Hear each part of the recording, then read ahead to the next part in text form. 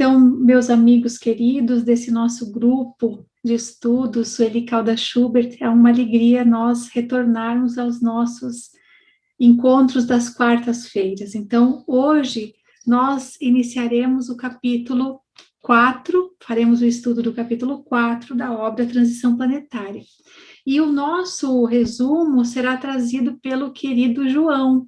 Então, nós tivemos aí a prece com a nossa Jussara e agora vamos ter o resumo com o nosso querido João, esse casal que iniciou os nossos estudos hoje. Então, a palavra está com você, João.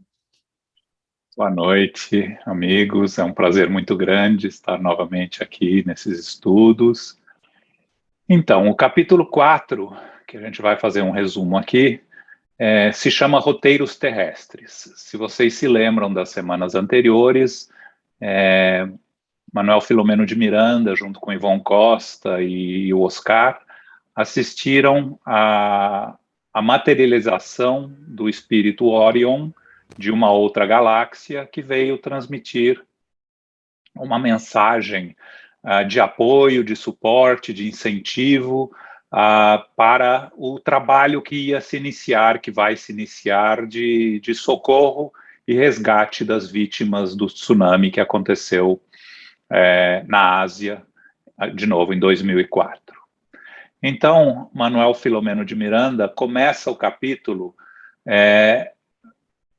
refletindo sobre o que ele tinha experimentado nessa experiência, nessa noite, e ele comenta que foi uma noite muito especial, que ele não podia deixar de sentir uma grande alegria de viver momentos tão significativos em torno da transição planetária, da construção da nova era. E diz que desde o Apocalipse das narrações antigas existem revelações em torno da Terra ser um mundo feliz, mas não sem passar pelos terríveis flagelos que alcançariam as criaturas e que afetaria o planeta.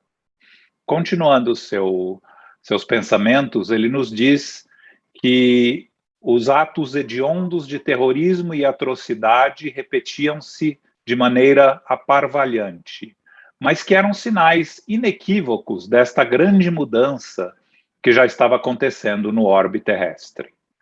Porém, infelizmente, passados os primeiros momentos que são explorados pela mídia, que é a mídia insaciável de tragédias, alguns outros fatos se tornam mais relevantes e substituem os fatos mais antigos.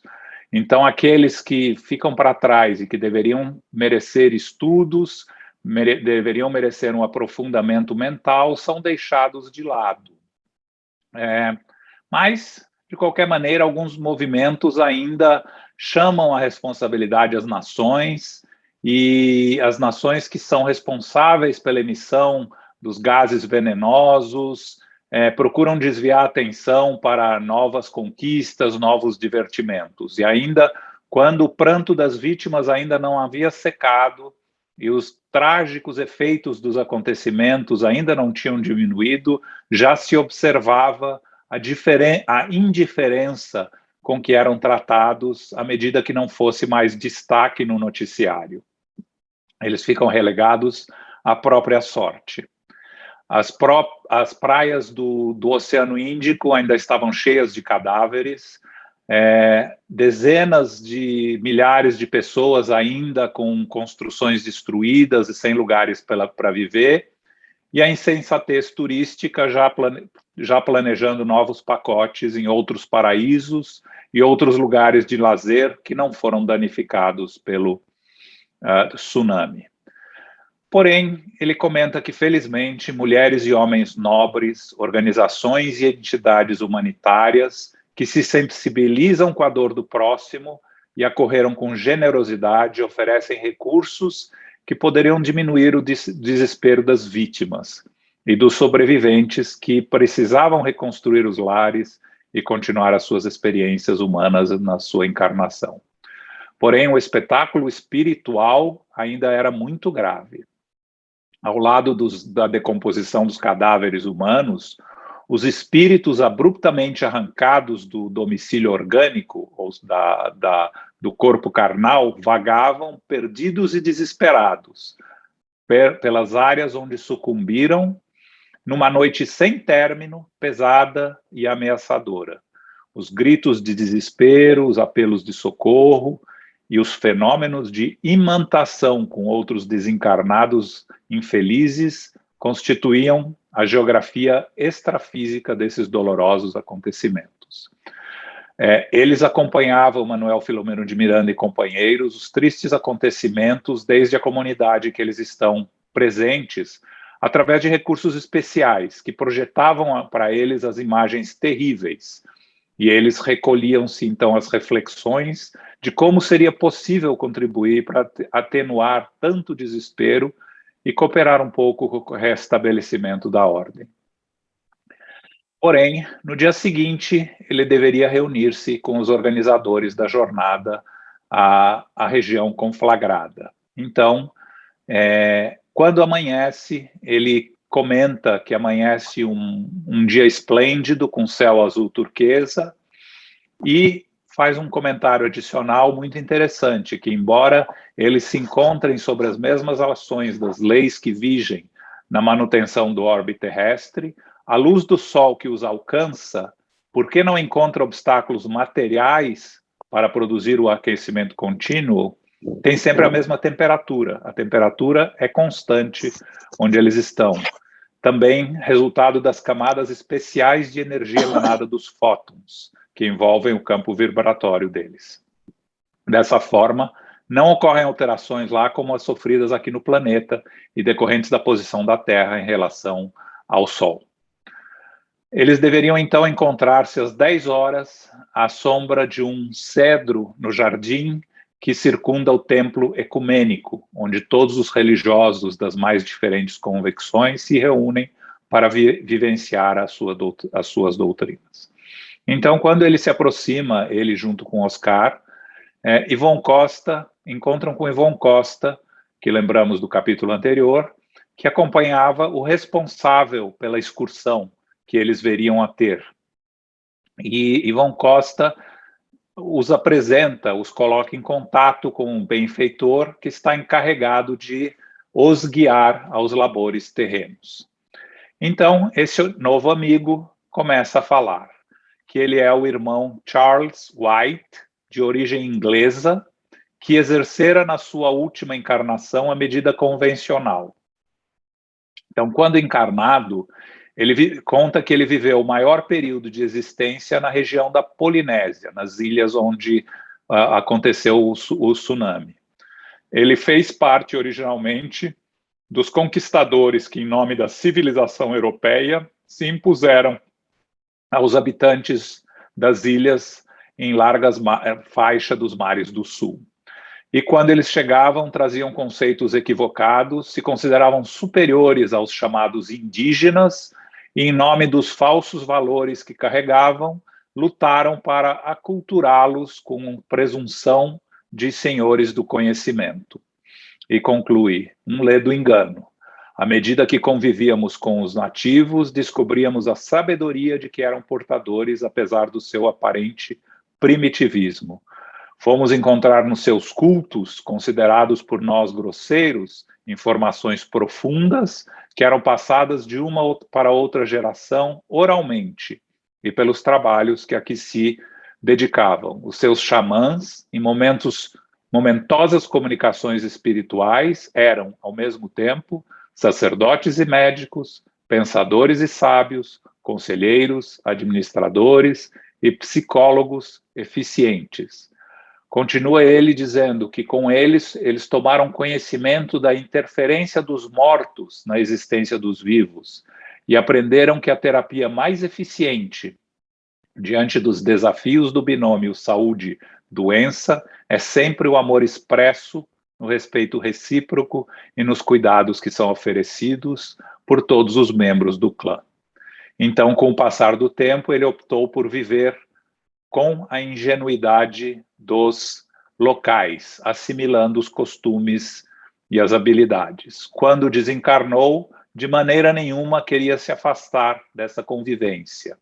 E, portanto, agora, quando a desolação e a tragédia assolam como ele se considera um devedor desses povos, ele se candidatou a participar de uma das caravanas de auxílio em nome da gratidão que eles têm.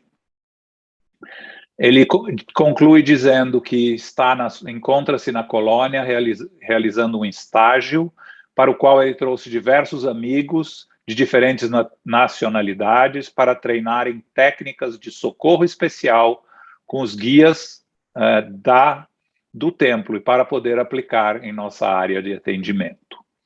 Então, ele diz que era importante ao Manuel Filomeno de Miranda e ao Oscar conhecerem aqueles com que eles conviverão por um mês nessa atividade de amor e solidariedade. E conclui dizendo: sejam bem-vindos à nossa caravana. Ivon Costa, logo depois, apresenta a eles um jovem espírito feminino que servia de auxiliar de enfermagem ao Dr. Charles, cujo nome é Ana, e que é de formação anglicana. E outros 2 dedicados servidores que se radicaram anteriormente nas Filipinas. E o Dr. Charles conclui que o empreendimento vai ser dividido em 2 fases.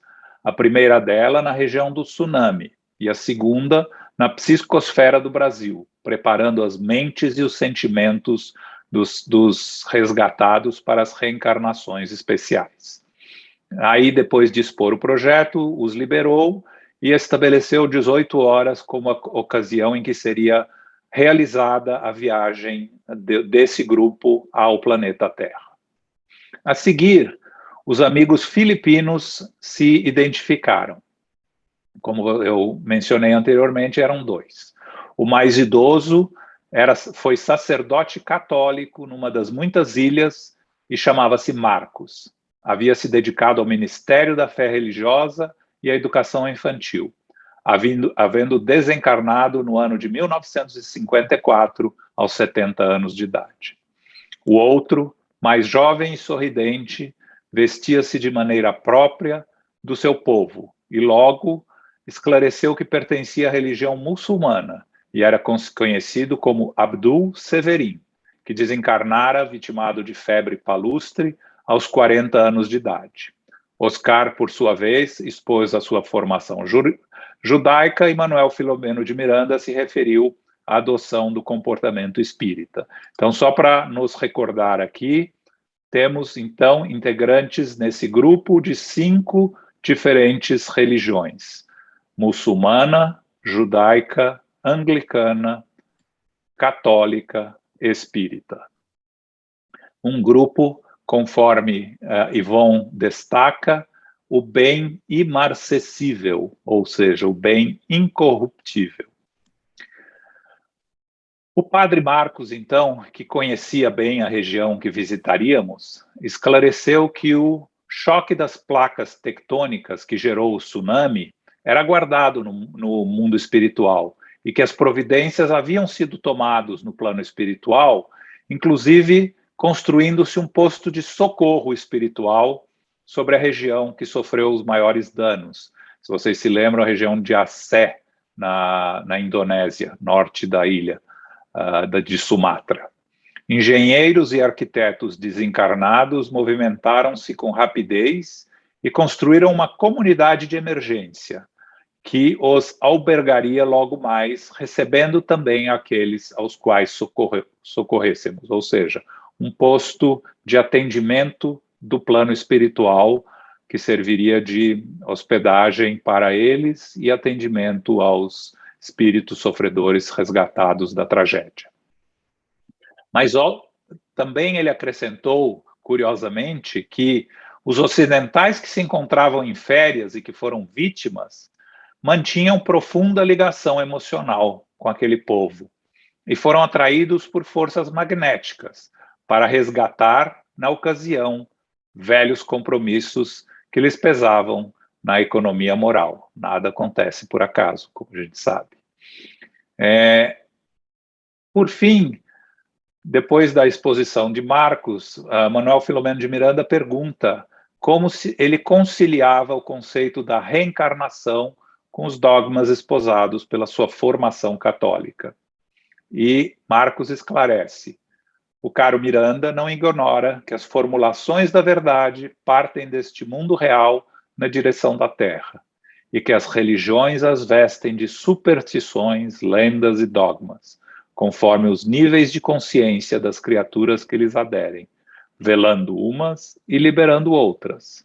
Nada obstante, quando retornamos ao país da mortalidade, desaparecem as fórmulas, dando lugar ao surgimento da essência que logo assimilamos por afinidade pela lógica do bem universal. Achei importante ler essa explicação dele, é uma explicação muito significativa.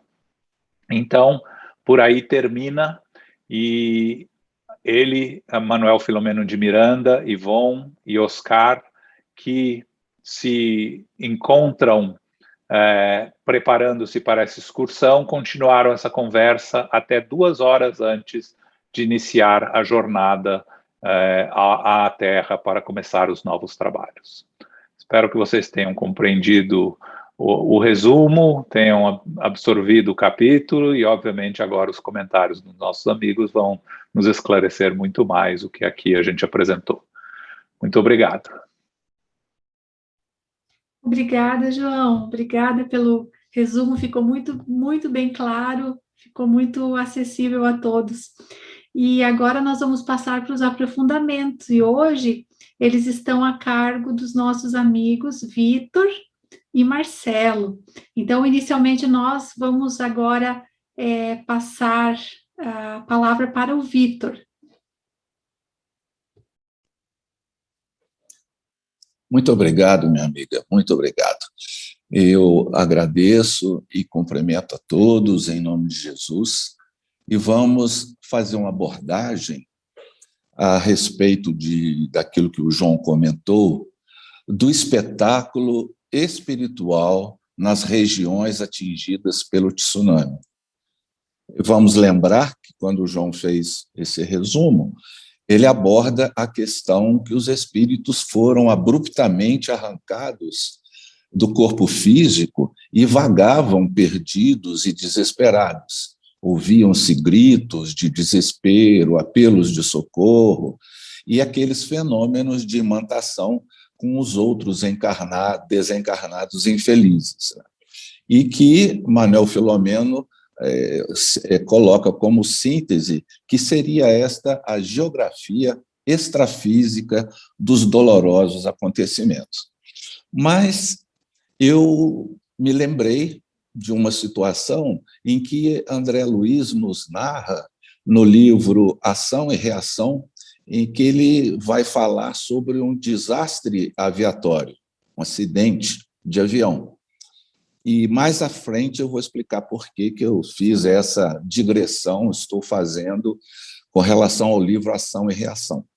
Mas para que a gente tenha uma análise mais profunda, vamos lembrar que André Luiz e Hilário estavam fazendo um estágio na Mansão Paz e eles estavam conversando com o diretor, que era o Druso, e o seu assistente Silas, quando, no meio da conversa, um apelo muito veemente, partindo da terra, solicitava o auxílio daquela colônia, vamos dizer, mansão, né, para as vítimas de um acidente aéreo.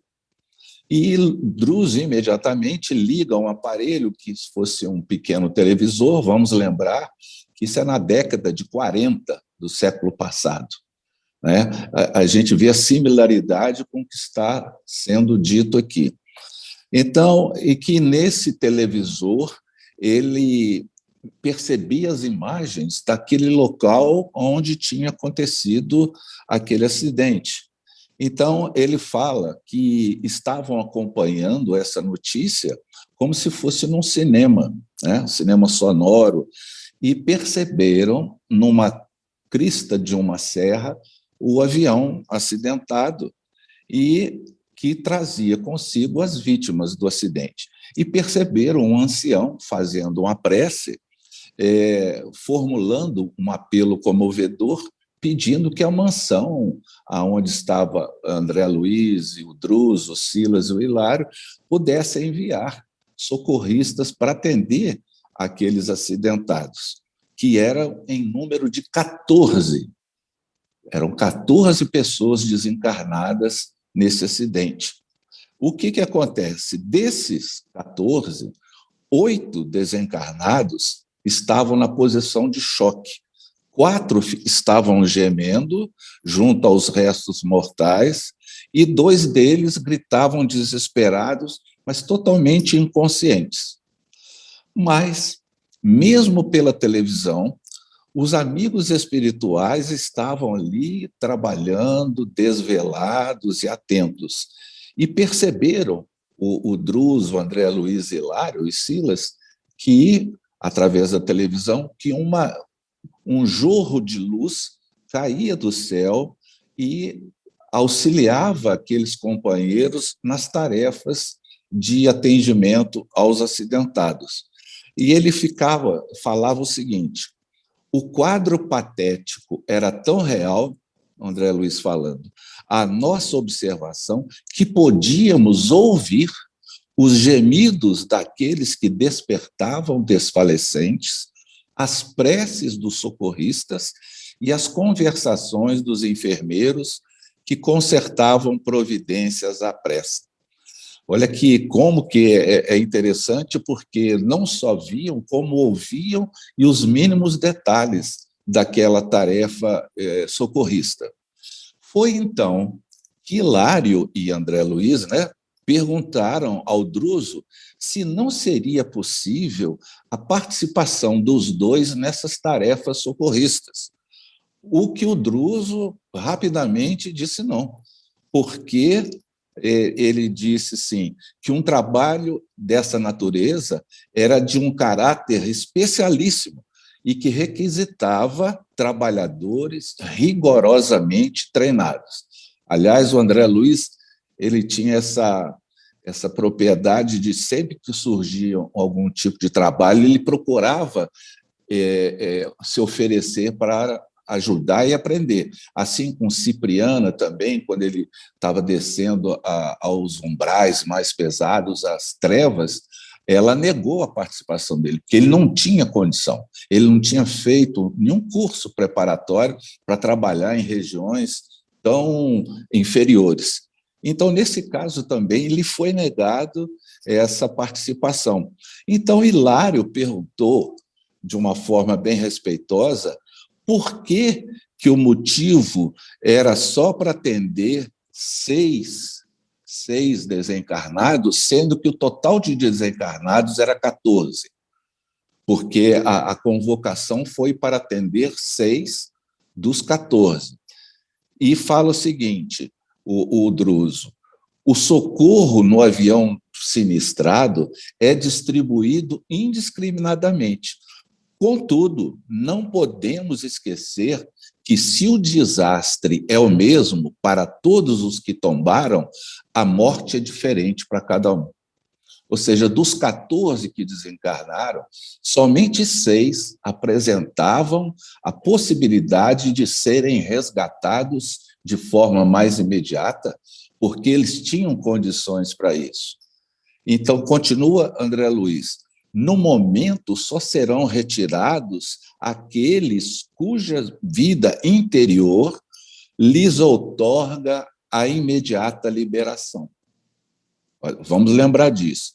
Somente serão retirados da carne, ou seja, os laços que prendem o espírito ao corpo, só serão desligados naqueles cuja vida interior lhes outorga essa possibilidade. Quanto aos outros, cuja situação presente não lhes favorece o afastamento rápido do corpo físico, permanecerão ligados por mais tempo aos despojos que lhe dizem respeito. Quantos dias? Falou Hilário. Depende do grau de animalização dos fluidos que lhes retém o espírito à atividade corpórea. Ou seja, quanto mais tenaz forem os fluidos, os laços que ligam o espírito ao corpo, mais demora vai haver, em função dessa situação. O gênero de vida que alimentamos no estágio físico vai ditar as verdadeiras condições da nossa morte. Daí que vem o ditado: tal vida, tal morte. Quanto mais chafurdarmos o ser nas correntes de baixas ilusões, mais tempo gastamos para esgotar, para drenar as energias vitais que nos aprisionam à matéria pesada e primitiva de que se nos constitui a instrumentação fisiológica. E é natural isso. Quanto mais eu tenho aquela tenacidade, aquela situação de vinculação mais forte com a matéria na minha vida, não vai ser de uma hora para outra que eu vou me desligar dela rapidamente. Isso precisa de uma descompressão, de uma suavização, de um dreno, né, para esgotar essas energias vitais até que seja possível fazer esse tipo de desligamento. Se demorarmos muito nas criações mentais inferiores a que nos ajustamos, nós vamos encontrar combustível dilatado para os enganos que nós temos no campo carnal propriamente considerado.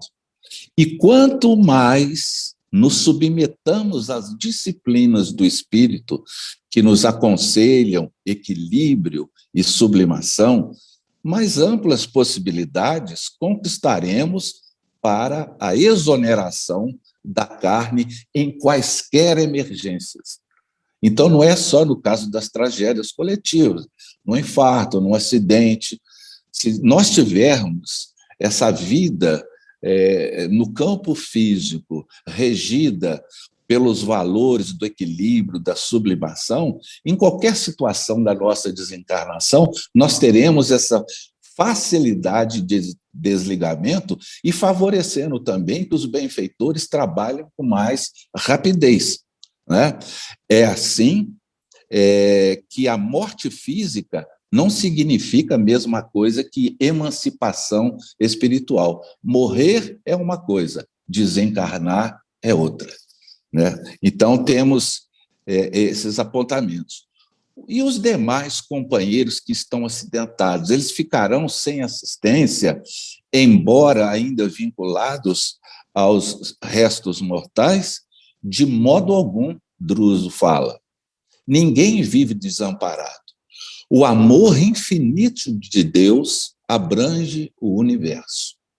Os irmãos que se demoram enredados em mais baixo teor de experiência física compreenderão gradativamente o socorro que se mostram capazes de receber. Fazendo um pouco do resumo, assim é necessário que tenhamos que gerar novas causas com o bem praticado hoje, podemos interferir nas causas do mal praticado ontem, neutralizando as causas negativas com as causas do bem hoje e reconquistando com isso o nosso reequilíbrio. O amor cobre a multidão dos nossos pecados. Desse modo, continua Druso, creio mais justo incentivarmos o serviço do bem através de todos os recursos ao nosso alcance.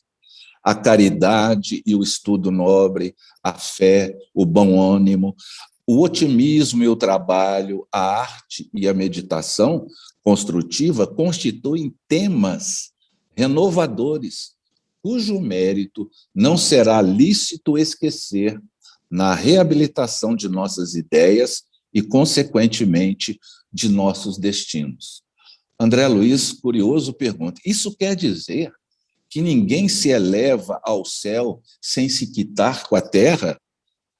Druso responde, será mais lícito afirmar que ninguém se eleva a pleno céu sem plena quitação com a terra, porquanto a ascensão gradativa pode verificar-se não obstante, invariavelmente, condicionada aos nossos merecimentos nas conquistas já feitas. Quanto mais céu interior na alma, através da sublimação da vida, mais ampla incursão da alma nos céus exteriores, até que se realize a suprema comunhão dela com Deus, nosso Pai. Para isso, como reconhecemos, é indispensável atender à justiça, e a justiça divina está inelutavelmente ligada a nós, de vez que nenhuma felicidade ambiente será verdadeira felicidade em nós sem a implícita aprovação da nossa própria consciência. Eu fiz essa digressão lá no livro, Ação e Reação, para a gente fazer a seguinte comparação. Se num desastre aviatório houve essa circunstância, esse atendimento para 6 pessoas, com atendentes com capacidade operativa, espiritual no desligamento das entidades, vamos imaginar para 240, 250 mil pessoas que morreram no tsunami. Essas mais de 500 mil que morreram da Covid aqui no Brasil.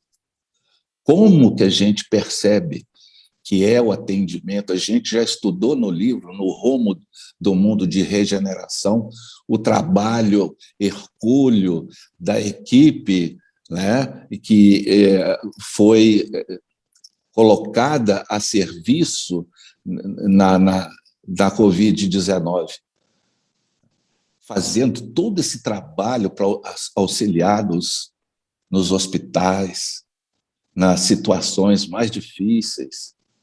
Imagine também no tsunami, se para 14 pessoas foi necessário isso tudo, imagina para esse contingente. O número de espíritos, a convocação foi para o mundo inteiro, para colônias que gravitam espiritualmente falando em torno do planeta Terra, que mandaram muitos, e estão mandando até hoje por causa da Covid. E na época, por causa do tsunami, e do outro que foi lá em Fukushima, aconteceu lá também no Japão, quanto que foi envolvido nesse trabalho.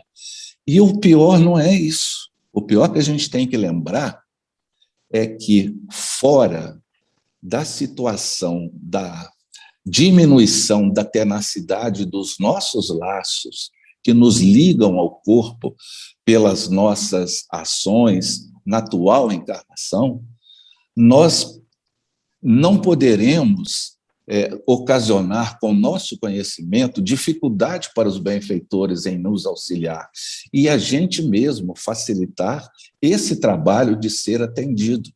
Por isso, até na prece que a Jussara estava falando a respeito sobre Jesus, tal, a gente tem que fazer a nossa modificação espiritual. A gente tem que colocar o espiritismo dentro de nós para que ele saia de nós. Agora, sobre a forma de quebrar valores, quebrar crenças, quebrar paradigmas e fazer da nossa vida atual uma vida mais leve, sem apego às coisas da matéria e pensar como espíritos, que nós estamos fadados a uma vida cósmica, a uma situação de amplitude, de elasticidade, de vibração maior, e isso tudo é trabalho nosso. Então, tal vida nossa, tal desencarnação será nossa. Seria essa a nossa consideração dessa noite. Obrigada, Vitor. Usando a expressão que tanto a nossa querida Sueli usava, foi brilhante. Muito esclarecedora a sua colocação. Obrigada. Okay. Agora, então, nós vamos passar a palavra para o nosso querido Marcelo. Vamos ouvi-lo agora, meu amigo. Muito obrigado, Ângela. Eu fiquei realmente impressionado como o Vitor nos trouxe estas considerações extremamente importantes. Começamos com a prece da Jussara, harmonizando o nosso ambiente virtual, o resumo muito bem feito pelo João, e o Vitor trazendo esta especificidade de que só quem morre bem foi quem viveu bem. Veja que coisa fantástica. E aí a gente se dá conta de quão responsáveis nós somos para com as nossas vidas e para com as vidas que nos cercam. Existem vários pontos que a gente pode comentar a respeito deste capítulo 4. O João, no seu resumo, mencionou a fala do espírito Orion, descrevendo o plano de ação para esta regeneração do planeta Terra. E aí a gente pode fazer naturalmente uma viagem ao livro da Gênese, no capítulo 18, os tempos são chegados, mas se a gente der uma voltinha, um capítulo para trás, no mesmo livro da Gênese, nós vamos ver aquela parte que Kardec fala das predições do Evangelho. E bem ali no comecinho, no juízo final, tem uma passagem do Evangelho de Mateus, que se for interpretada de uma forma literal, sem dúvida, a gente vai incorrer nas mesmas interpretações egoístas, de cunho preferencialista, como se estivéssemos pertencendo a uma doutrina dos poderosos, porque Mateus nos traz ali no capítulo 25, está ali no juízo final, né?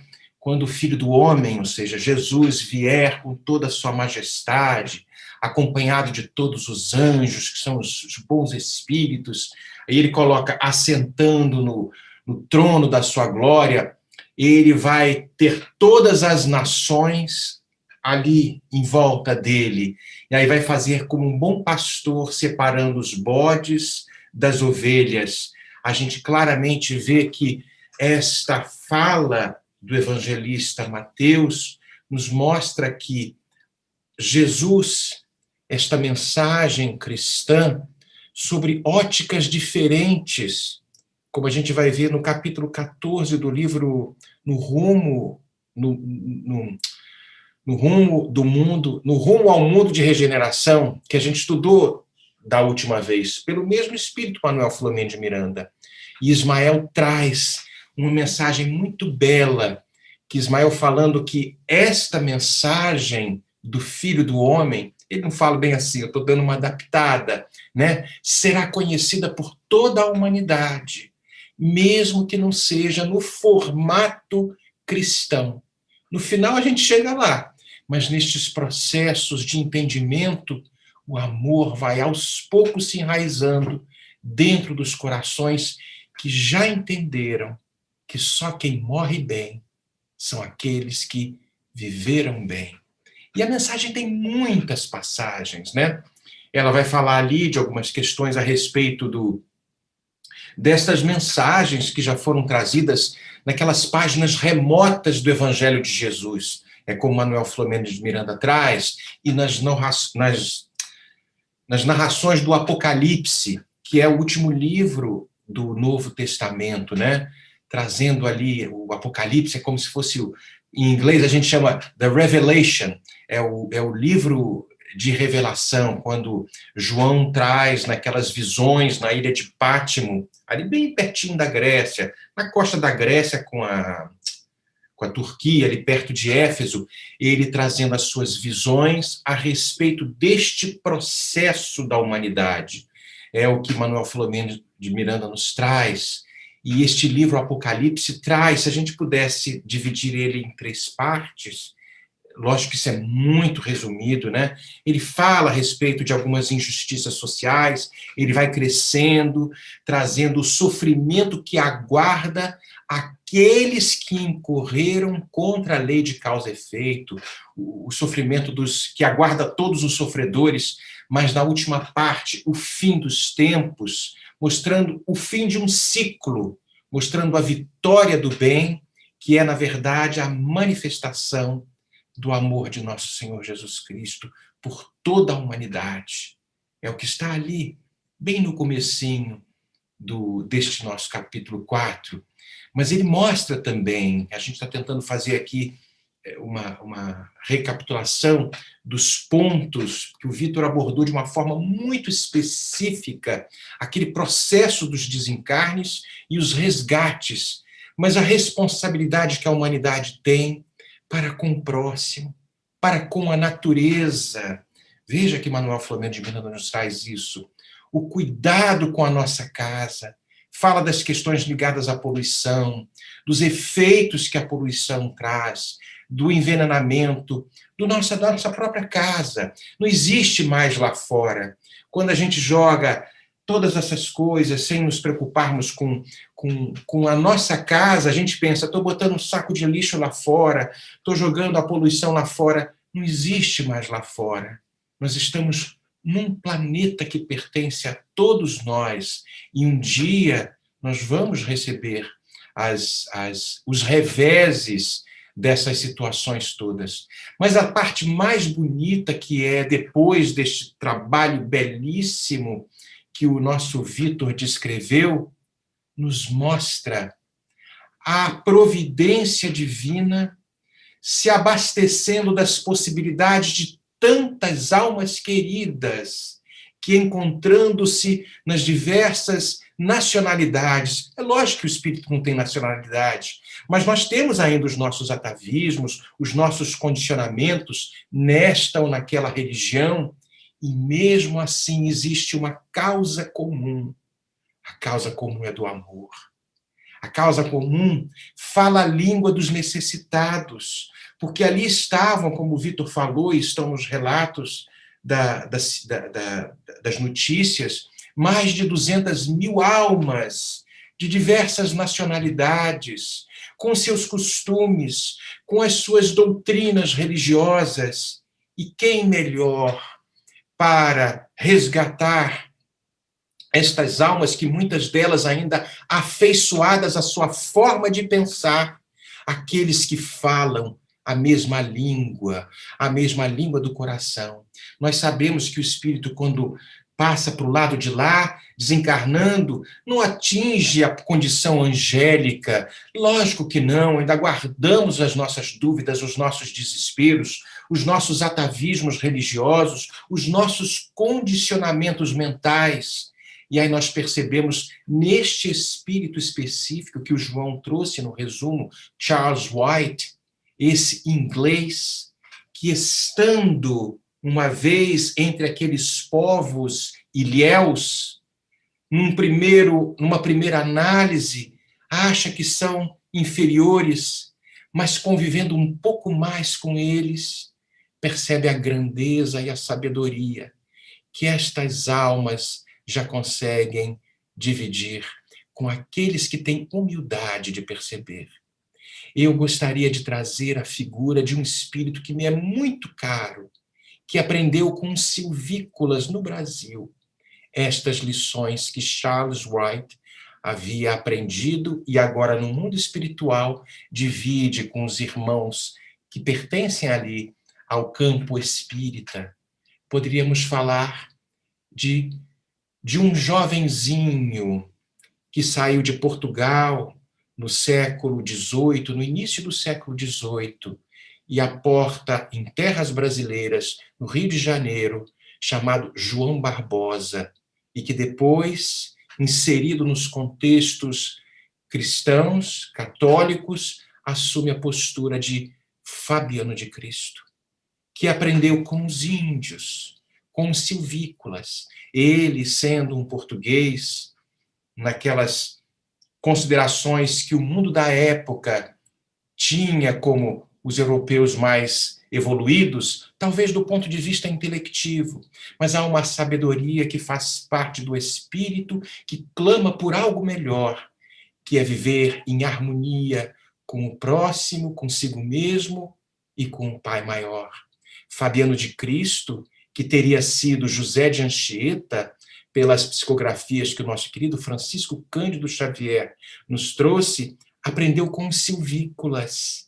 Aqueles primeiros tratamentos, aqueles cataplasmas, as aguinhas, as ervas, e aprendendo nas lições mais rudes mas com a beleza da simplicidade que um coração puro consegue passar, anexou o cristianismo de nosso querido Francesco Bernardoni, o Francisco, com as coisas da natureza. Esta beleza, quando nós nos esvaziamos de nós mesmos e abrimos a boca da alma para perceber quantos podem também nos ensinar, este foi o movimento do Charles White. E agora, por gratidão, no mundo espiritual, organiza aquele agrupamento, como muitos outros foram organizados, para, por gratidão, auxiliar a tantos que ali foram arrebatados pelas ondas gigantescas do tsunami. E aí nós vemos aí aqueles padres filipinos, vemos a Ana anglicana, vemos o Abdul, que é muçulmano, o Oscar, que foi de cultura judaica, e agora percebendo nestas questões da vida verdadeira, todos se unindo para cada um atacar no bom sentido aqueles que necessitam, nos dramas, nos desesperos, para que possam falar a língua dos desesperados, porque a providência divina encontra todos os recursos para que o bem possa chegar àqueles, os mais necessitados. Eu poderia talvez trazer uma fala do nosso querido Paulo de Tarso, numa cartinha que ele envia à comunidade de Corinto, no capítulo 9, e é uma carta conhecida por todos vocês, ele falando que fiz-me como judeu para os judeus, para ganhar os judeus, para os que estão para os que estão debaixo da lei, como se estivesse debaixo da lei também, para ganhar os que estão debaixo da lei. É um jogo de palavras, como ele se quisesse colocar. Ele se fez pequenino, para que não mostrasse a superioridade, tentando adequar aquele que é o necessitado e não mostrar a superioridade que já possuía com certeza, mas com a sabedoria ele vai se adequando aos pouquinhos. Fiz-me fraco para os fracos, para ganhar os fracos, fiz-me tudo para todos, para por todos os meios, quem sabe, chegar a salvar alguns. Esta é a grande caravana da fraternidade, que é composta por todos estes espíritos queridos que se organizam debaixo desta copa de um cedro, foi como ele falou ali, naquela cidade ecumênica, mostrando que o objetivo é a união, um só rebanho, um só pastor. O pastor é o amor. Não há como ser diferente. E o João, quando trouxe o resumo, falou uma coisa muito importante, porque está bem no final, quando é perguntado realmente, né, como é que funciona para aqueles espíritos que se identificaram como padres católicos, como muçulmanos, como judeus, como é que isso acontece, uma vez que estes espíritos pertencentes a outras doutrinas, mas agora no mundo espiritual, já extremamente capacitados para estas tarefas, entendem que só há uma religião, a religião do amor, que é mais do que uma religião. É um estado de religiosidade que nos liga ao Criador. E aí, se vocês me permitem, eu vou ler o que o João leu também no resumo dele, mas eu vou ler aquela parte. E ele fala o seguinte: nada acontece sem os alicerces da causalidade, conclui. E aí ele coloca o Charles, os espíritos lá de outras doutrinas. Surpreso, ou seja, Manuel Filomeno de Miranda, perguntei-lhe como conciliava o conceito da reencarnação com os dogmas esposados pela formação católica. No caso, ele está perguntando para Marcos, aquele espírito filipino que estava também na equipe Eu estou repetindo o que o João já falou e o que está no capítulo, mas eu acho importante. E aí aquele espírito que se identificava como um ex-padre católico, Marcos, que fora filipino enquanto encarnado, diz o seguinte: caro Miranda, o caro Miranda não ignora que as formulações da verdade partem deste mundo real, do mundo dos espíritos, na direção da terra, e que as religiões as vestem de superstições, de lendas e dogmas, conforme os níveis de consciência das criaturas que lhe aderem, velando umas e liberando outra. Nada obstante, quando retornamos ao país da imortalidade, os espíritos já conscientes, porque muitos ainda se encontram mentalmente vinculados às suas condições aí na Terra, mas uma vez que já se encontram conscientes da sua realidade, estas fórmulas desaparecem, dando lugar ao surgimento da essência que logo assimilamos, que estes espíritos assimilam por afinidade e pela lógica do bem universal. E aí nós poderíamos voltar ao capítulo 14 do livro No Rumo do Mundo de Regeneração, quando bem no finalzinho daquela prece que Ismael faz para todos aqueles que estavam ali, falando que somente o amor terá o poder de vencer as batalhas da loucura que se estabelecem na Terra, até a última, que será a vitória do Evangelho de nosso Senhor Jesus Cristo. E ele ratifica, mesmo que sob outras denominações. Mesmo que sob outras denominações. O que significa dizer? Nós temos aqui esta ferramenta que é a doutrina espírita. O que ela nos ensina? Ela nos ensina a amar. Ela nos ensina a pluralidade das vidas, a pluralidade dos mundos habitados, a comunicabilidade entre os dois planos, nos fala de um Deus único, nos ensinam estas coisas que são válidas para todas as doutrinas que conseguem se esvaziar, como Fabiano de Cristo se esvaziou um dia, como Charles White se esvaziou nessas nossas considerações, e se abre para as verdades que sempre fizeram parte de toda a criação. Só o amor vai verdadeiramente nos conquistar o coração e nos salvar, melhor dizendo, o coração. Só morre bem quem viveu bem. Eram estas as minhas considerações. Obrigada, querido Marcelo. Sempre lindas as tuas palavras, né?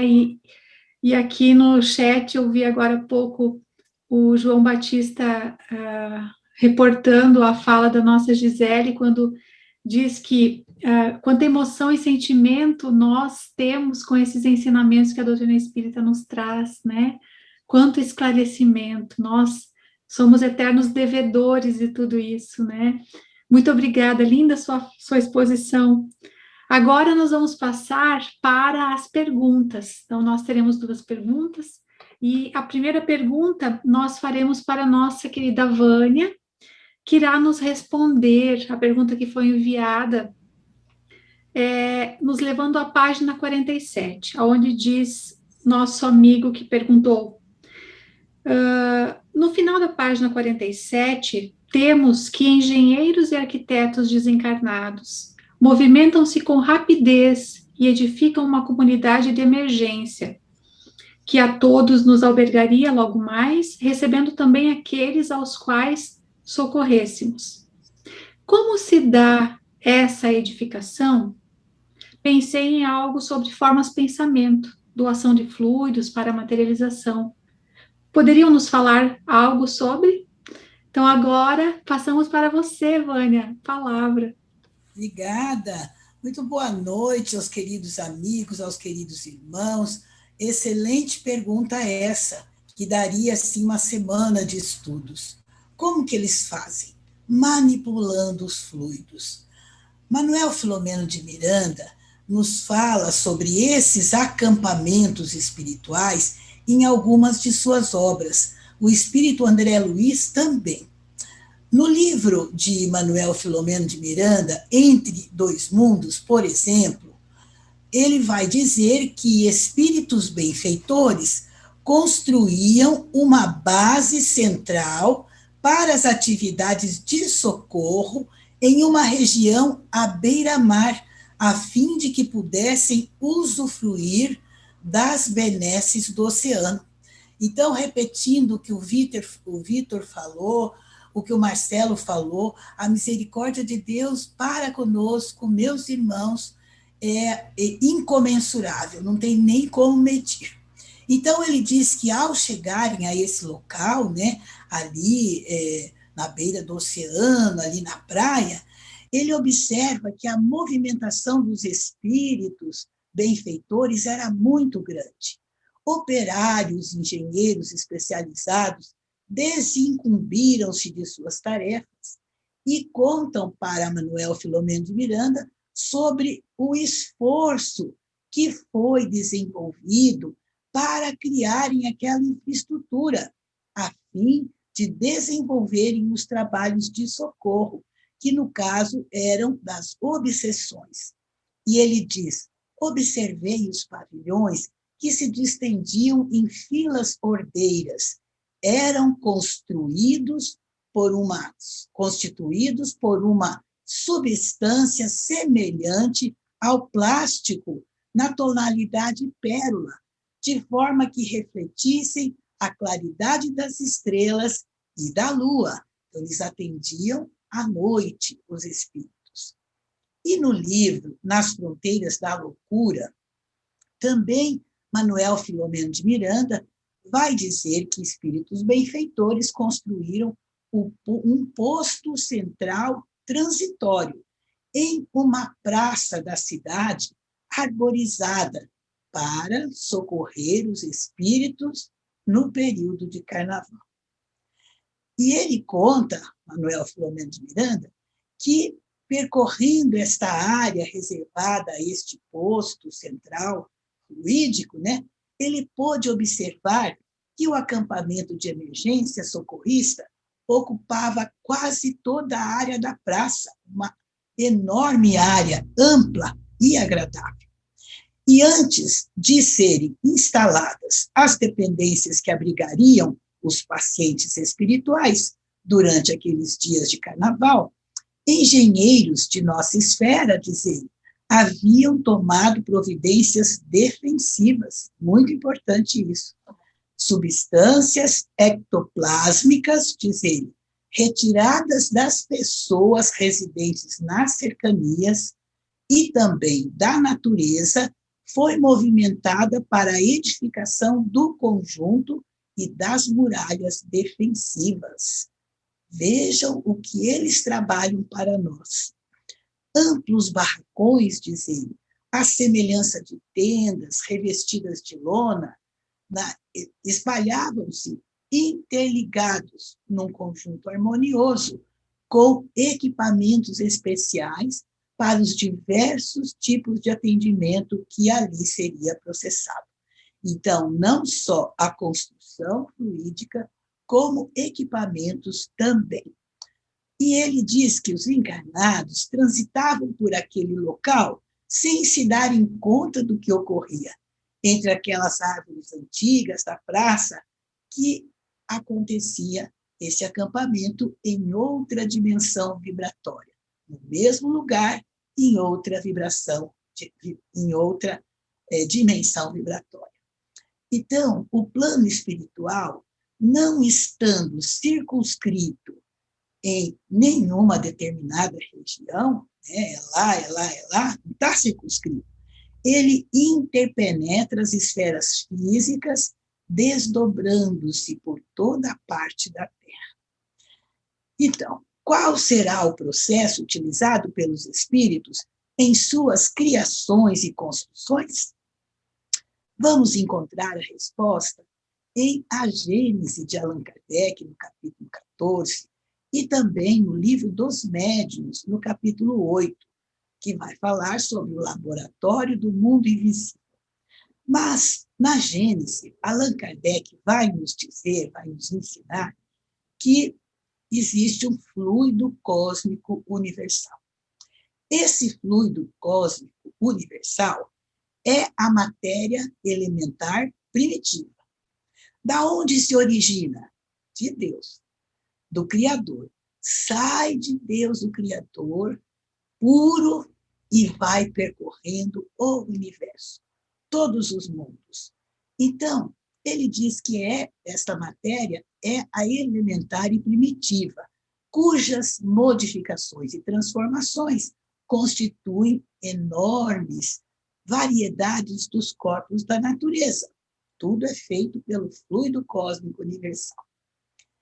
Então, como princípio elementar do universo, o fluido cósmico universal, ele assume 2 estados distintos.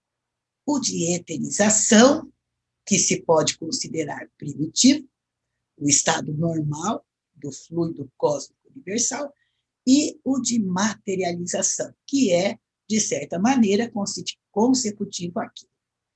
E cada um desses 2 estados dá lugar, naturalmente, a fenômenos especiais. Ao estado de materialização pertencem os fenômenos do mundo visível, e ao estado de eterização pertencem os fenômenos do mundo invisível. E os fenômenos materiais, como sabemos, são da alçada da ciência, e os fenômenos espirituais ou psíquicos são da alçada do espiritismo. E no estado de eterização, meus irmãos, o fluido cósmico não é uniforme. Sem deixar de ser etéreo, porque é etéreo, ele sofre modificações tão variadas em gênero e mais numerosas, talvez, que no estado de matéria tangível. Essas modificações constituem fluidos distintos, que, embora procedentes do mesmo princípio, emanando da mesma fonte, são dotados de propriedades especiais e dão lugar aos fenômenos peculiares ao mundo invisível. Os espíritos elaboram e combinam esses fluidos para produzirem determinados efeitos, como fazem os homens com os seus materiais, assim, ainda que por processos diferentes. Os elementos fluídicos do mundo espiritual escapam aos nossos instrumentos de análise. Allan Kardec, os espíritos dizem que ainda não temos condições de compreender como são esses elementos fluídicos. Eles escapam, então, às nossas análises, à percepção dos nossos sentidos, que são feitos para perceberem a matéria tangível e não a matéria etérea. Enquanto estivermos encarnados, não perceberemos a matéria etérea, só quando estivermos como espíritos. Então, ele ainda ensina que a pureza absoluta, da qual nada pode nos dar ideia, é o ponto de partida do fluido universal. Aonde é o ponto de partida? Do Criador. E o ponto oposto é o que é quando ele se transforma em matéria tangível. Então, emana do Criador e vai percorrendo os universos, chega também na Terra, e aqui, então, né, são transformados esses fluidos combinados e a gente consegue ver a matéria. Muito bem. E entre esses 2 extremos, dão-se inúmeras transformações, mais ou menos próximas uma de outra. Então, como já falamos, promanam de Deus, originam de Deus, o fluido cósmico universal. Na questão número 1 de O Livro dos Espíritos, qual é mesmo a pergunta? Todo mundo sabe, né? Que é Deus? Resposta: inteligência suprema, causa primária de todas as coisas, né? E vamos ver como é que os espíritos, então, agem com esses fluidos para poderem criar esses acampamentos que nós estamos estudando e outras coisas mais, né? Eles vão manipular. Como? Então, Allan Kardec vai dizer que os fluidos espirituais, que constituem um dos estados do fluido cósmico, como nós já vimos, são, a bem dizer, a atmosfera dos seres espirituais. A nossa atmosfera é o ar, né? Todos sabemos. E a atmosfera dos espíritos é o fluido cósmico universal. Então, esse fluido é o elemento de onde eles tiram os materiais sobre os quais operam. É o meio onde ocorrem os fenômenos especiais, perceptíveis à visão e à audição dos espíritos, mas que escapam aos nossos sentidos carnais, que nós só somos impressionáveis pela matéria tangível, né? E, finalmente, o fluido cósmico universal é o veículo do pensamento, como o ar é o veículo do som. Todos estão me ouvindo agora, porque onde estamos tem o ar que chega à minha voz. Mas se eu pensar, quem vai levar o meu pensamento, assim como o pensamento dos espíritos, então os espíritos, como vamos dizer, os encarnados e os desencarnados, é o fluido cósmico universal. Ele é o veículo do pensamento. Vejam como a gente tem que pensar coisa boa, porque eu costumava dizer nas aulas dos jovens, né, que é como se fossem milhares de disquinhos voadores que levassem o nosso pensamento ao cosmos, né? E aquilo é nosso.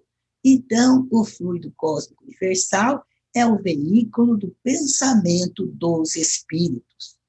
Por que a gente firma bem isso?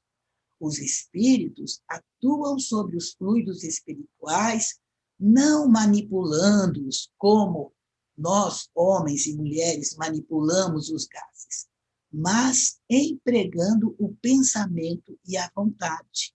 Olha que interessante, pensamento e vontade.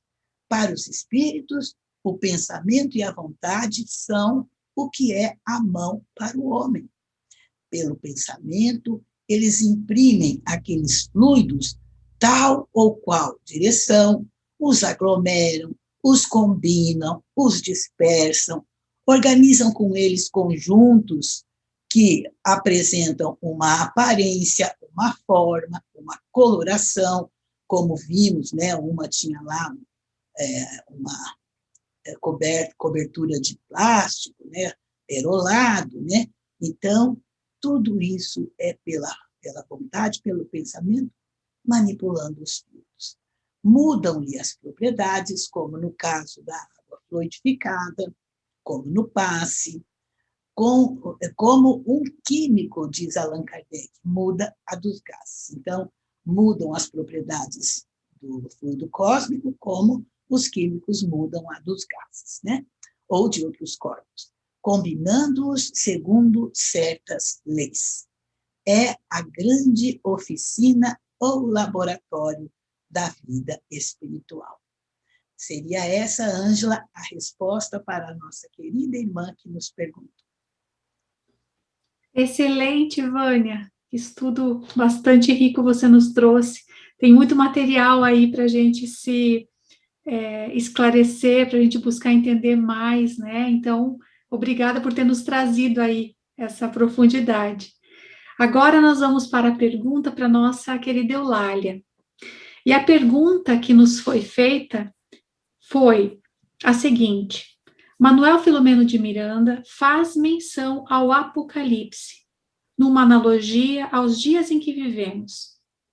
Lembramos também do sermão profético de Jesus, registrado por Marcos, no capítulo 13, e observamos que diversos profetas já expressaram sua preocupação em torno das grandes mudanças que estão acontecendo na atualidade.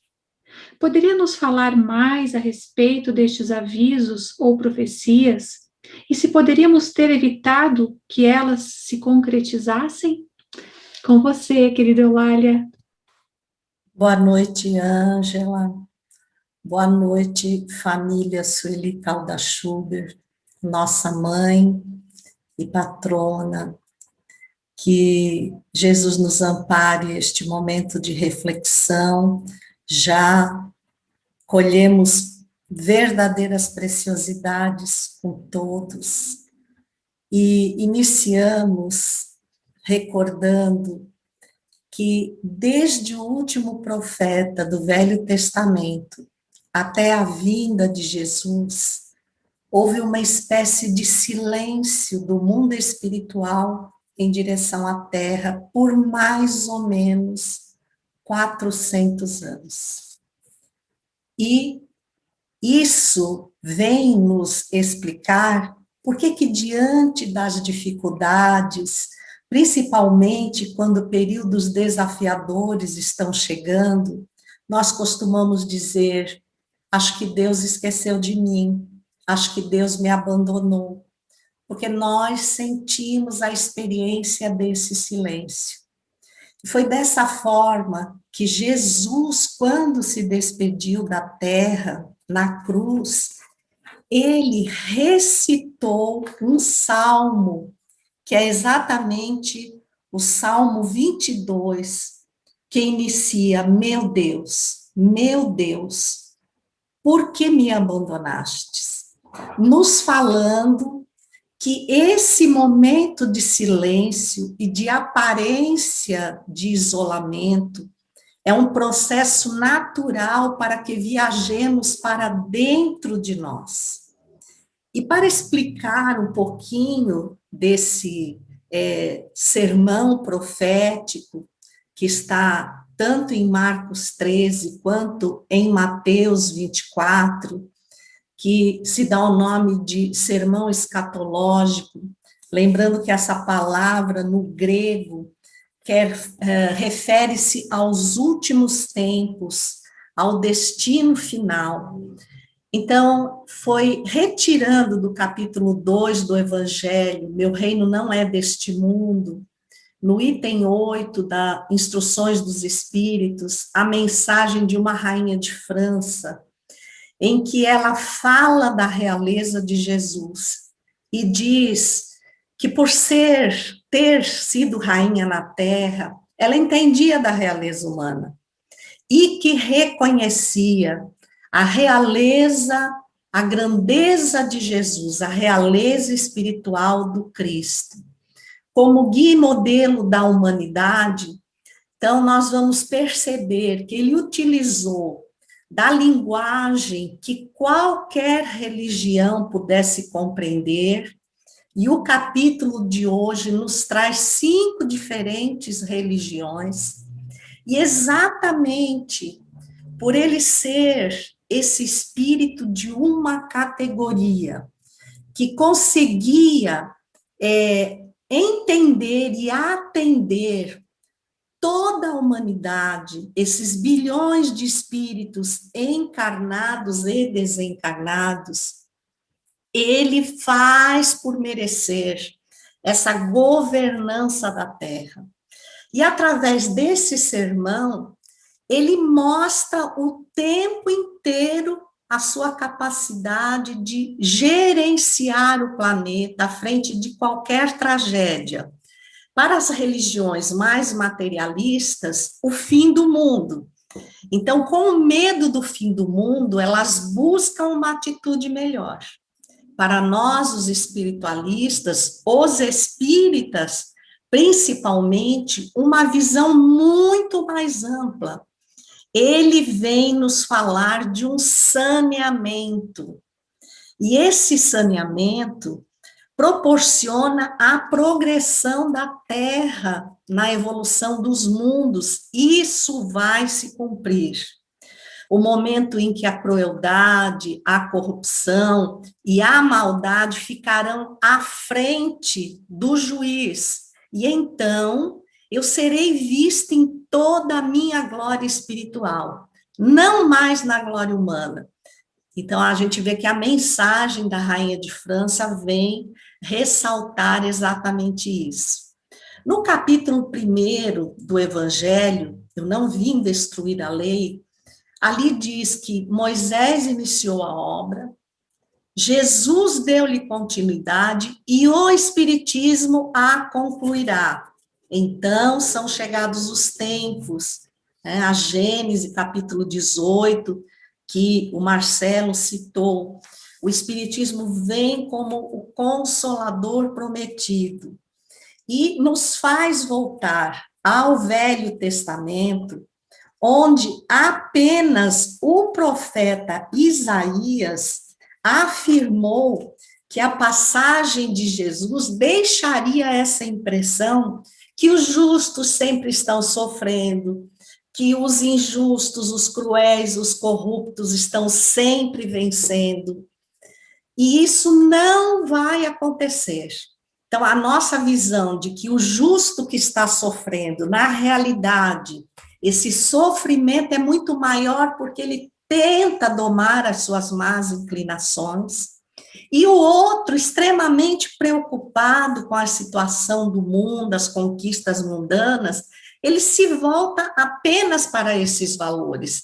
Foi por conta disso que Jesus usou muitos termos da destruição material nesse sermão. No livro, eu quis destacar isso porque acho belíssimo, Brasil, Coração do Mundo, Pátria do Evangelho, que diz mais respeito ao nosso país, as reuniões sucessivas de Ismael no mundo espiritual nos dão conta do que já foi visto no rumo do mundo de regeneração, no que está sendo visto no transição planetária, que haverá um movimento mundial, é um movimento planetário, né? E Jesus dá uma certa sequência ao sermão escatológico, quando na parábola do grão de mostarda, ele fala que esse trabalho vai ser feito com uma semente muito pequenininha, que aparentemente você não vai dar nada por ela, mas quando você perceber, ela multiplicou-se e abrangeu toda a paisagem. E continua Ismael no livro Brasil, Coração do Mundo, né? Nessa reunião referente ao Brasil, ele fala que estão vivendo o advento do Consolador a breve tempo, e que 60 anos serão preparatórios, e os seguintes ainda vão estar instalando esse grãozinho de mostarda, que a princípio nós achamos que não vai vingar, né? E um dos personagens centrais, a quem ele confia um grande encargo para essa grande transformação, é o nosso Bezerra de Menezes. Então, vale a pena nós vermos o capítulo 22 do livro. Mas o foco maior para entendermos está no Obras Póstumas, na sua segunda parte, a minha iniciação ao Espiritismo, a nova geração, uma mensagem recebida em 30 de janeiro de 1866, no grupo Villon, da cidade de Lyon, uma mensagem particular que Kardec não publicou. Por quê? Porque ela tem o mesmo tom desse sermão profético. Então, ela foi publicada em Obras Póstumas, pós-partida de Allan Kardec. E é interessante notar que essas mensagens que ele não publica, né, vem estremecer, vem relembrar esse sermão profético. Então, nós apegamos no Obras Póstumas, e o início dela diz assim: a terra estremece de alegria, aproxima-se o dia do Senhor. Essa não é uma linguagem que nós encontramos na codificação de forma natural, ela é uma linguagem profética. O dia do Senhor é o do juízo, é o do julgamento dos ímpios, como se encontra em todas as profecias. Desde o começo, como nós havíamos falado, nós vemos os espíritos justos, os que seguem Jesus, só tendo no mundo aflições. Segue a carta, a mensagem. Enquanto no mundo permanecem os injustos, os cruéis, até que finalmente esgotados os tempos deles aprenderem com os bons, serão expurgados para um mundo condizente. Todos quantos vivem pelo espaço disputam um lugar na lição, ou seja, todos os espíritos que estão fora do corpo, eles disputam a oportunidade que nós estamos tendo de estarmos presentes no último capítulo da novela. Olha que coisa importante, né? Até mesmo os espíritos superiores querem vir em caravana, e é o que nós vemos nos livros de Manuel Filomeno de Miranda, eles por amor. E aí segue a mensagem. Já os espíritos de alguns encarnados agitam os corpos, como se quisessem deixá-los. A carne interdita não sabe o que pensar. Os que se voltam só para o mundo material, eles não sabem o que pensar. Devora um fogo desconhecido. Serão libertos, porque são chegados os tempos. Uma eternidade está quase a expirar. Eternidade no sentido de ciclo, né? Uma eternidade que fará despontar e Deus contará o número dos seus filhos. Novamente, essa é uma frase profética, porque um dos elementos do saneamento geral é um processo contábil. Tem que separar os alunos aplicados dos que precisam de atenção especial, e a Vânia que diga que entende de aluno muito, né? Então, eles têm que ter um atendimento especial. Segue a mensagem. O reinado do ouro dará lugar a outro mais puro. O pensamento será em breve soberano. E os espíritos de eleição ou de escola, que viveram em todas as épocas, e já iluminaram os séculos passados, virão para alavancar o progresso. É outro elemento da literatura apocalíptica, que é chamada reencarnação messiânica, e que está na Revista Espírita, fevereiro de 1868, na matéria Messias do Espiritismo. Todas as profecias apontam para a volta de seres aliados ao Messias, portanto, diferenciados em moralidade. Segue a mensagem. Que digo, muitos já estão encarnados. Ismael repete isso no Brasil, coração do mundo, pátria do Evangelho. A sua palavra cheia de sabedoria vai ser a chama destruidora dos velhos abusos, né? E Paulo, na primeira epístola aos Coríntios, capítulo 15, ele também se apoia na ideia dos profetas de uma forma muito interessante. Ele diz assim: enquanto o homem for a descendência do Adão, né, ele será perverso. Terá que existir ou que se sobrepor na terra um novo Adão, uma descendência melhor. Então, mostra que o primeiro Adão, a primeira descendência, ela traz todas as características da imperfeição que nos cabe e nos mostra o nosso ponto de partida, simples e ignorantes.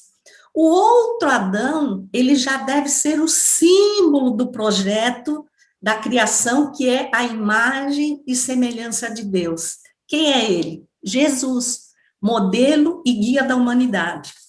Então, ele nos traz um outro exemplo de conduta, né? Em A Gênese, também a nova geração, vai nos falar dessa operação de idas e vindas dos espíritos que naturalmente se sucederão para muito além dos cataclismas da Terra, né? Que agora o livro fala do tsunami. Agora será o cataclisma moral. Vamos ter novamente uma invasão organizada de espíritos para alavancar as novas eras. A mudança não é brusca, não fere as leis naturais, né? mas ela vai substituindo a população planetária. Então, é uma conta. Se tem mais espíritos reencarnados vinculados ao mal, a primeira ideia do homem primitivo que Adão nos trouxe, essa população vai decrescer. Enquanto chegam esses espíritos de melhor condição moral, naturalmente modificando o perfil da população da Terra, integrados com as leis divinas e com menos pendências com as leis morais. Volta a mensagem do Obras Póstumas, como se fosse um sermão profético. Quantos preconceitos antigos irão rolar por terra, quando o espírito, como uma espada de dois gumes, vier arrancá-los pela raiz? Diretores espirituais do progresso humano deixam uns as radiantes moradas, outros os grandes trabalhos em que a felicidade se une ao desejo de se instruírem e vem tomar de novo o bastão de peregrino que haviam depositado à entrada do templo da ciência e dos 4 pontos cardeais do globo. Muito breve, os maiores sábios vão ouvir com espanto os moços imberbes, tão jovem, iniciante, aqueles que ainda não têm barba, que virão em profunda linguagem destruir argumentos que eles supunham irrefutáveis. O sorriso zombeteiro não será mais escudo de valor, e sob pena de degradação, ninguém poderá eximir-se de responder. Então, o círculo vicioso em que se encerram os mestres de vãs filosofias será invadido e inutilizado, porque os novos trazem um farol, que é a inteligência desembaraçada de pesados véus, e entre eles, muitos terão o privilégio das grandes almas, como Jesus, com o poder de fazer curas e realizar maravilhas consideradas milagres, agora sob o esclarecimento da inteligência, compreenderão que não são milagres, e romper-se-á esse silêncio em que nós mesmos espíritas dizemos, puxa, cadê as sessões de materialização? Cadê aqueles movimentos que convenciam mais? É o mesmo silêncio que se estabelece do Velho Testamento até a chegada de Jesus, né? Para que nós nos finquemos na nossa condição, nas nossas certezas e possamos amadurecer. E aí, em Obras Póstumas, no item Regeneração da Humanidade, ali está a maior parte, infelizmente, a maior parte, não ouvindo a voz de Deus, persistirá na cegueira, e essa resistência marcará o fim do reinado desses infelizes por lutas tremendas. Apresenta aqui que haverá uma resistência, que esses espíritos trevosos que mantêm o controle de boa parte dos que ainda estão reencarnados, e é o que estamos vendo, eles os levarão ao desvairamento, correrão para a sua própria perda. Olha que coisa interessante. Provocarão a destruição, é o que está no sermão profético. Produzirá uma imensa multidão de flagelos e calamidades, de sorte que, sem se darem conta, essa resistência vai apressar o advento da nova era. Porque nesse desvairamento, muitos desencarnes coletivos acontecerão. E mais rapidamente, a nova geração se multiplicará, diminuindo o número de espíritos revoltados, cruéis, ainda agasalhados na maldade. Essa maldade que tentou se defender, inflamando os que estão reencarnados, e é o que nós temos visto aí, e ao mesmo tempo nos fazendo sofrer mais, os que queremos melhorar. Mas não é a mesma condição que Jesus nos exemplificou quando ele passou pela Terra, uma trajetória de sofrimento, porque ele não desistia do bem, ele não se vergava às condições do mal sobre a Terra. Então, aqueles que não se vergam estão fazendo um esforço que causa dor. E essa dor, vista pelo âmbito materialista, nos apresenta a ruína que está no sermão profético. Nós achamos que tudo está acabando, que tudo vai terminar, mas o que vai terminar é exatamente o mal sobre a terra. Então, em maior quantidade, ou seja, pela ação desses espíritos que se agasalham nas mentes que não se sentem espíritos imortais, que não têm melhores condições morais, a breve tempo, a maioria de espíritos na Terra serão realmente preparados para a nova geração. E como se a destruição, eu já estou finalizando, não caminhasse com bastante rapidez, ver-se-ão os suicídios multiplicarem-se numa proporção inaudita, até entre as crianças. Jamais se terá visto tão grande número de loucos, pobres desgraçados, que são riscados antes da morte do número dos viventes. São estes os verdadeiros sinais dos tempos.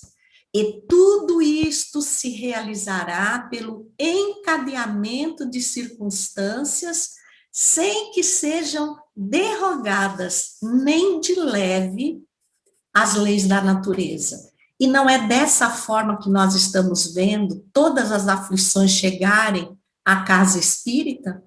Não é dessa forma que nós, os espíritas, como tão bem disseram os nossos irmãos anteriores, devemos nos fortalecer e exemplificar coragem, desvestirmos esse véu da injustiça. Ah, mas os justos estão sofrendo, porque estão resistindo ao mal, e isso gera um sofrimento, né? E aí, por fim, esse trecho fala: entretanto, através da nuvem sombria que vos envolve, e no seio da qual brame a tempestade, já podeis divisar os primeiros raios da nova era.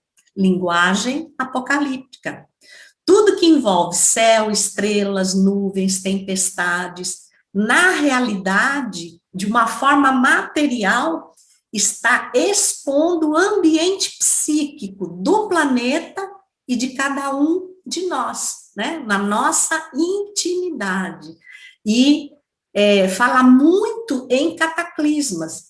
Então, há um comprometimento físico, material, porém a compreensão primordial dessa linguagem fala de toda a destruição do clima mental infeliz do homem velho para que surja o homem novo. E encerro com uma frase de Emmanuel no livro Fonte Viva, no capítulo 41, Senda Escabrosa.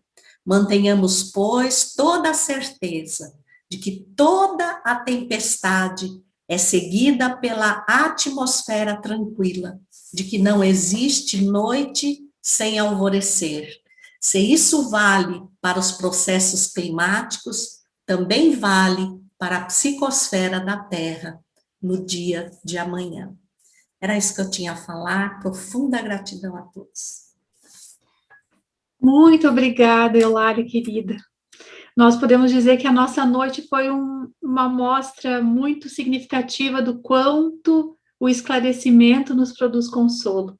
O esclarecimento de todos aqui que se aprofundaram de forma brilhante nas reflexões e finalizando com o consolo que Eulália nos trouxe dessa mensagem de esperança, né? Que nós tenhamos essa confiança de que Jesus está no leme. Amigos queridos, obrigada pelo esforço de todos, obrigada a todos que estiveram conosco nesse estudo.